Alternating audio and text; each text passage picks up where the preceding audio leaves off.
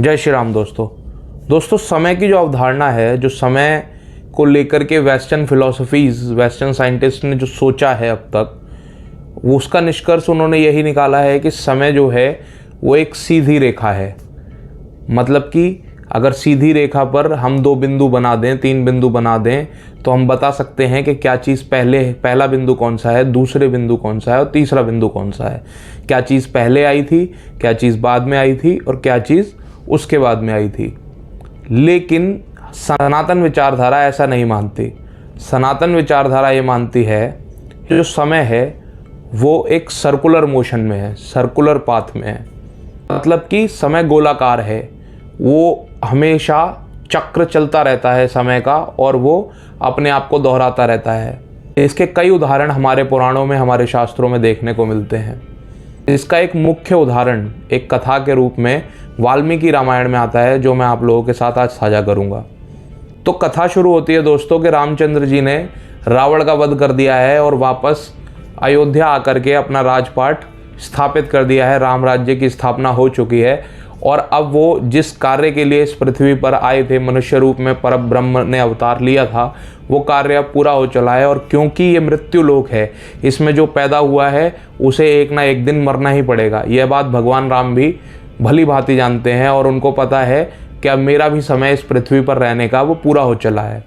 तो काल को आना है, लेकिन काल एक से डरता है, वो है हनुमान जी।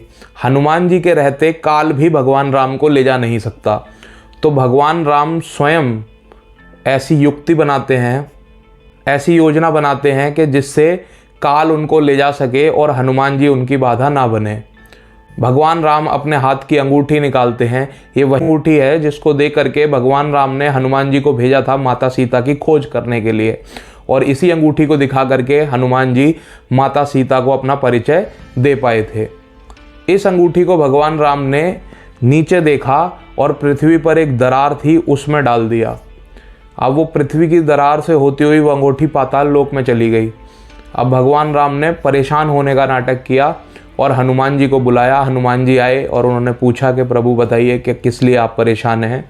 तो भगवान राम ने बोला, हनुमान, वो अंगूठी जो मैंने तुम्हें दी थी जब सीता की खोज करने के लिए तुम गए थे, आज वो अंगूठी इस दरार में गिर गई है और तुम ही हो जो ढूंढ के ला सकते हो।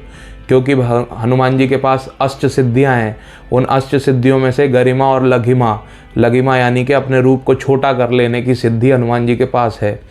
तो हनुमान जी आप ही हैं जो उस अंगूठी को मेरे लिए खोज करके ला सकते हैं, ऐसा भगवान राम हनुमान जी से कहते हैं। और हनुमान क्योंकि रामदूत हैं, राम की एक आज्ञा का पालन करने के लिए वो तुरंत अपना छोटा रूप बनाते हैं और उस दरार में चले जाते हैं। जब वो उस दरार से होते हुए नीचे पाताल लोक पहुंचते हैं, तो पाताल के बारे में मैं आपको बता दूं कि पाताल लोक का जो राजा है वो नागराज वासुकी हैं।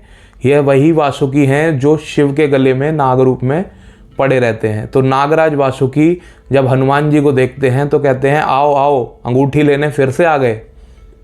तो हनुमान जी जब ये सुनते हैं कि अंगूठी लेने फिर से आ गए, तो उन्हें बड़ा आश्चर्य होता है कि मैं तो यहाँ पहली बार आया हूँ, नागराज वासुकी मुझसे ऐसा क्यों कह रहे हैं कि तुम फिर से आ गए। तो वो पूछते हैं कि प्रभु, मैं तो पहली बार आया हूँ, आपको मैंने देखा पहली बार है, आप मेरे से ये क्यों कह रहे हैं कि तुम फिर से आ गए।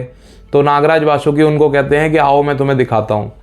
और वो एक कक्ष में लेकर के जाते हैं जिसमें अंगूठियों का पहाड़ होता है। मतलब इतनी अंगूठियाँ होती हैं कि उसने एक पहाड़ नुमा शेप ले ली है, पहाड़ नुमा आकार ले लिया है। और जब हनुमान जी ने देखा कि ये अंगूठियों का पहाड़ यहाँ पर कैसे आया, तो उन्होंने उसमें से एक अंगूठी उठाई और देखा कि ये वही अंगूठी है जिसकी खोज करने के लिए वो यहाँ आए हैं। इतने में उनकी नज़र दूसरी अंगूठी पे पड़ी और उन्होंने वो भी उठाई, तो वो भी हूबहू वही अंगूठी है जिसकी खोज करने के लिए वो आए हैं। यानी कि वो सारी अंगूठियाँ एक ही अंगूठी है, वो सारी अंगूठियाँ असली हैं।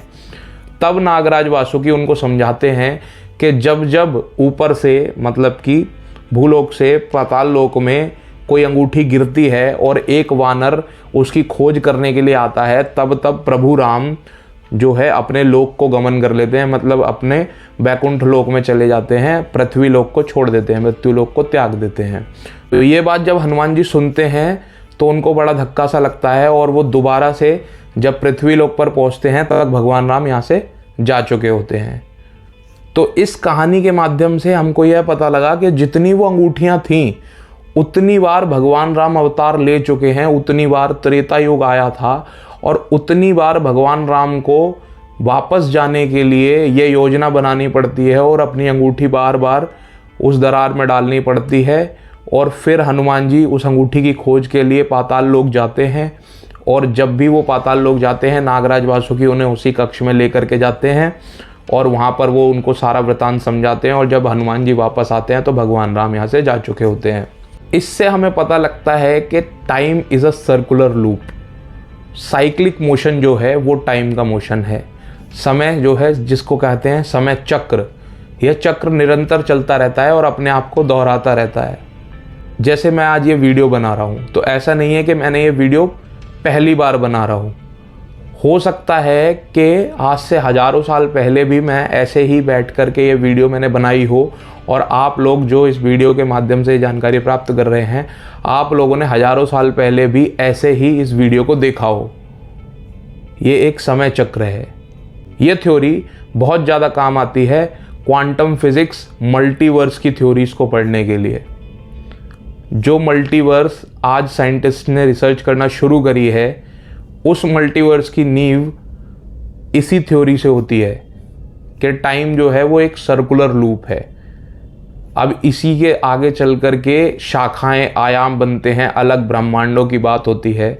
ऐसी भी बहुत कथाएं हमारे पुराणों में हैं जिसमें हम अलग अलग ब्रह्मांडों की बात करते हैं, अलग अलग समय चक्रों की बात करते हैं, अलग अलग गैलेक्सीज़ की बात करते हैं।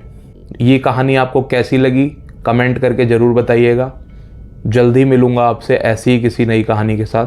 तब तक के लिए जय श्री राम।